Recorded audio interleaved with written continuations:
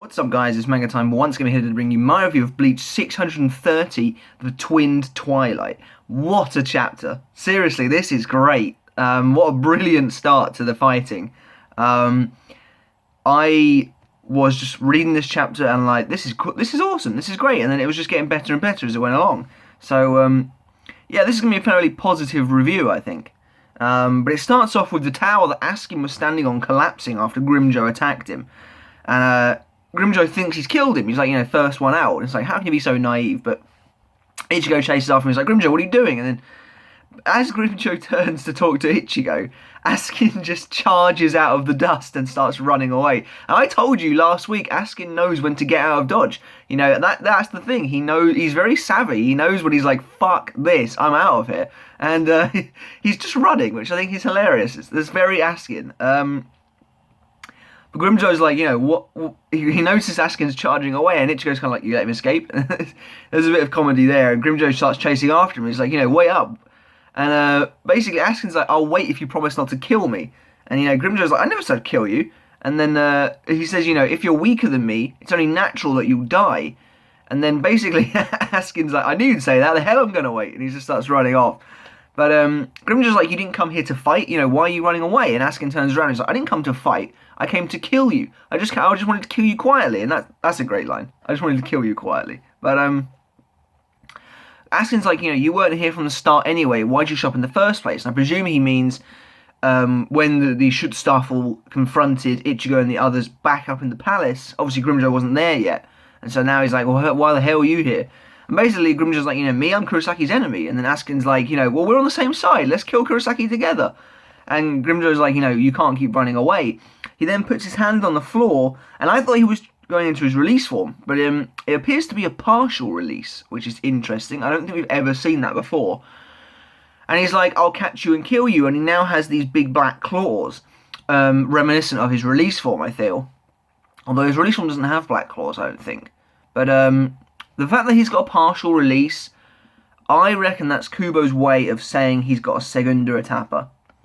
Because it's a little bit like if you have a Bankai and you don't have to call your Zanpakuto's name to do its Shikai.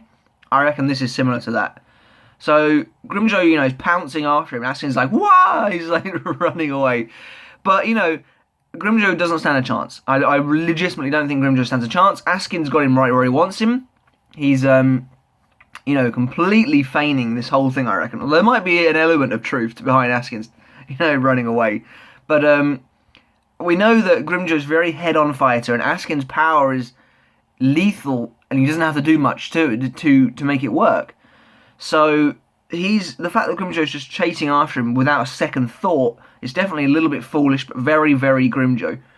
However, we don't stay with that fight. We move over to Haschwalth, and he's talking to this random dude who tells him that all of the Schutzstaffel have been dispatched in 5 different in 5 different directions in search for the enemies.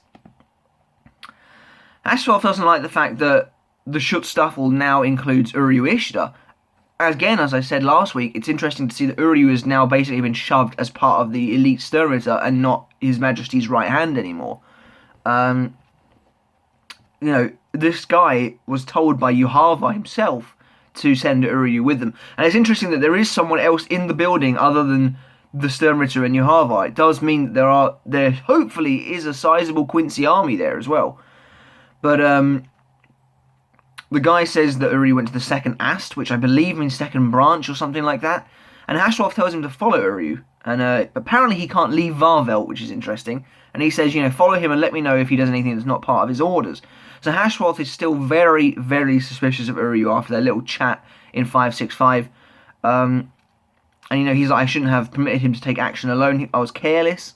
And he says that there are no Sturmritters there to watch him. And basically, it's easy to be assigned a mission if you're acknowledged to be part of the Schutzstaffel. So basically, Uryu's allowed free reign, essentially, of what he does. And as the guy goes to basically check up on Uryu, he gets blasted through the freaking eye by a bird of finger one. And Bazz-B shows up.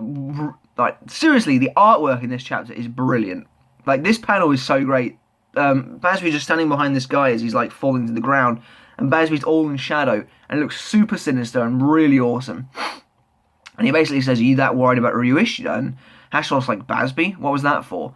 And then Bazz-B's like, shouldn't you be surprised I'm alive? which is nice. And Bazz-B basically jumps at Haschwalth. And seriously, the action we get here is so good. Bazz-B grabs Haschwalth by the collar and tries to use burn a finger on him. And their faces are so good. And this next page is just amazing. Haschwalth grabs Bazz-B's arm, jumps around him, grabs his cloak, his own cloak, flings it onto Bazz-B and smashes Bazz-B in the face with the hilt of his sword. We then get another amazing panel where Bazz-B's falling to the side as Haschwalth's cloak is covering his face.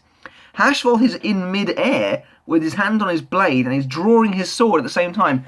And it's just this is freaking awesome. Seriously, there is some crazy choreography going on here. As Haschwalth tries to draw his sword, however, Bazz-B grabs it, burner fingers through the cape, and blasts a burner finger at Haschwalth's face. It misses him, however, and just shoots out the side of the building.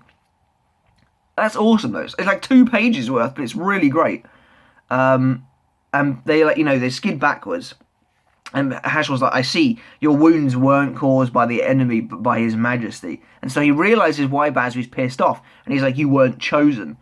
And basically, Bazz-B's you were the only ones who were chosen. No one else was. Everyone had Ashvalan used on them. This doesn't make much sense. This next bit doesn't make a lot of sense. Kubo's still very vague about the Ashvalan. Maybe the manga stream version will clear it up. But Bazz-B says they were all killed. The ones that could hide from the light lost their Volstendig, and the ones who couldn't lost their lives. That doesn't make any sense, Bazz-B, because you got hit by the light yourself. So, that doesn't make any sense. Nanana, again, also got hit by the light and didn't lose his life, so that's weird. Haschwalth's also now sporting a random furry lapel. He'd never had that before. But anyway, he's no, I see, that's a pity. And Bazz-B's that's a pity? Don't kid me.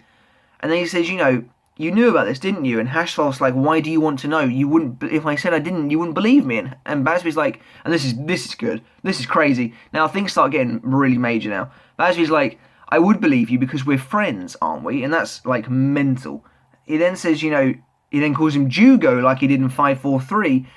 And Haschwalth's Bazz-B. And then Bazz-B says, call me Baz like you used to. And it's whoa.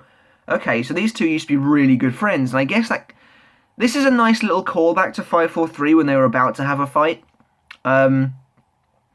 It's also interesting if Haschwalth did once consider himself Bazz-B's good friend. I wonder if he did for any of the other Sternritters, because he had absolutely no qualms whatsoever about killing Kangdu and BG9. However, Bazz-B's we used to be friends, and he does burn a finger too. It looks freaking awesome. And Haschwalth begins to draw his sword again, and he says, I guess talking will be useless. Bazz-B then says, look outside, night will come soon, so I presume we're going into day 3. I don't think any more days have passed. And then Bazz-B when his majesty sleeps at night, you and his powers are swapped. I'll kill his power together with you, traitor. So that's pretty major. What's Haschwalth a traitor of? Not the Sternritter, because the Sternritter all act on behalf of his majesty. If his majesty wants them all to die, he's not technically being a traitor. He's being a traitor to Bazz-B's friendship, maybe. And then, literally the best panel. The best panel is the last panel. It's a freaking flashback. It's a freaking flashback. Finally, oh my god. Kubo better fucking stay with this next week. If he cuts over to something else, there is going to be hell to pay amongst the fan base. Okay, basically it looks like a young Bazz-B is kneeling before a massive fire which is just engulfing this huge building. It's really great. And, Bazz-B says, am I wrong, Jugo, as the flashback begins. And that's whoa. Okay, what can we take from this? Well, I think it probably means back when they were children, and I think they were probably children about the same time, they look about the same age. Back when they were children, Haschwalth and Bazz-B used to be really good friends. Something happened to tear them apart, however. It could be Yuhava arrived and he chose Haschwalth to be his number 2, and basically Bazz-B got forgotten. I think this is going to be very similar to the Renji Byakuya fight, in that Bazz-B's going to be trying to make up for these new class differences between them. Seriously though, I have no idea what this flashback could be all about. It could be that Bazz-B's accidentally destroyed this building and probably killed loads of people or something. The buildings are Quincy buildings, so Bazz-B was part of the Quincy's when he was a child. They are Vandenreich buildings. I want to know what this Vandenreichy place is, though, with all these trees and stuff, because we've never seen these trees before. There were trees in Yuhavar's flashback as well. So presumably this is in this Seirete shadow, but there's somehow trees suddenly. Anyway, I'm so excited for next week. We better get this flashback better continue. I think it's probably just going to be a Bazz-B flashback. I don't think it's going to be Turn Back the Pendulum 2 yet. Or it could be a Haschwalth flashback as well. It'll probably be both of them. Bazz-B appears to have hair as well, which is weird. But yeah, super excited. Really excited for next week. But to be honest, this week was just great. I'm going to give it a 10. It was really, really good. Askin versus Grimmjow is going to be hilarious. Askin just doing what he does best and being a great character. And then Bazz-B versus Haschwalth has already begun, and it's already great. They have some brilliant choreography, and now we've got this bombshell of a flashback. Bazz-B and Haschwalth used to be mates. I just can't wait to see what happens. I can't wait to see what happens. Whether or not Giselle and Lil Toto are going to crash this little party, I don't know. Maybe. Or they might go after Yuhava while he's asleep. That's also possible, I think. But, yeah, what a great chapter, seriously. I don't know what else to say, really, because we don't have an awful lot to go on. Bazz-B's obviously mega pissed off about Haschwalth and what he's done. Well, Haschwalth hasn't really done anything. Haschwalth clearly didn't know who was being chosen. I think it's interesting that he's like, you were chosen, as with surprise, despite the fact that Bazz-B hasn't been with them for freaking ages. But, you know. That's pretty much it, I think, for this week's review, guys. There's not an awful lot else to say. Great artwork. Absolutely stellar artwork. Really good at showing the emotions. The choreography was brilliant of the fights. And it was just awesome. Great face artwork as well. I loved it. And we had some really nice plot development. We're actually getting a flashback. That's so amazing. I really think Kubo's going to treat these last few Sturmritter like the Espada that got development. You know, they're going to get developed. And that's going to be awesome. That's going to be really awesome. I can't wait. It's going to be great. So, again, yeah. Thanks for watching, guys. Please subscribe. That'd be awesome. Share this video with your friends. Give it a thumbs up. That'd be so great. Let me know in the comments below what you thought of this week's chapter. What do you think the deal is with Bazz-B's flashback? What's going on there? I'm thinking maybe he held a position a little bit higher in the Vandenreich, but fucked it up because he got his powers or something like that, or maybe when he discovered his shrift, he accidentally killed lots of people and that distanced him from Haschwalth in some way. I don't know. It's going to be interesting to see what happens here. And maybe if we get to see the relationship with some other Sturmritters. Because like I said, Haschwalth didn't have any qualms killing Kang. And I thought Kang and Bazz-B seemed to at least be, maybe not friendly because Bazz-B kind of... Well, Bazz-B doesn't really leave him to die. I think Bazz-B had a good idea that Kang wasn't dead when he was encased in ice. I don't know if they were necessarily friends, but they were all hanging out after the meeting like they were mates. So, yeah. I don't know. Let's see what happens. But I'm super excited. So let me know in the comments below what you thought of the fights this week. And yeah, until next time, guys. See you then.